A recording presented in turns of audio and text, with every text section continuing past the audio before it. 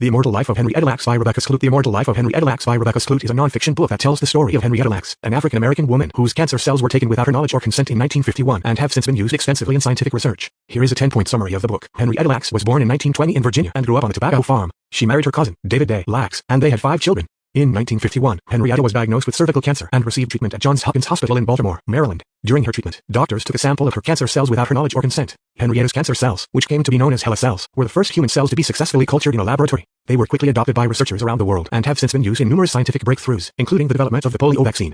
Despite the fact that her cells have been used extensively in scientific research and have generated billions of dollars in revenue, Henrietta and her family never received any compensation or acknowledgement for her contribution to science. Skloot's book is partly a biography of Henrietta and her family, but it also explores the scientific, ethical, and social issues surrounding the use of HeLa cells. She interviews members of Henrietta's family and learns about their experiences growing up in poverty and dealing with medical issues. The book also explores the history of medical experimentation on African Americans, including the Tuskegee syphilis study and the exploitation of enslaved people for medical research. Skloot discusses the controversy surrounding the use of HeLa cells, including issues of informed consent, privacy, and ownership of biological materials. The book examines the relationship between the scientific community and the public, and the need for greater transparency and accountability in medical research. Skloot also delves into the science behind HeLa cells and explains their importance in fields such as cancer research and genetic engineering. The book concludes with an exploration of the legacy of Henrietta Lacks and the ongoing efforts to recognize her contribution to science and to ensure that her family benefits from her cells' use. Like and subscribe for more content.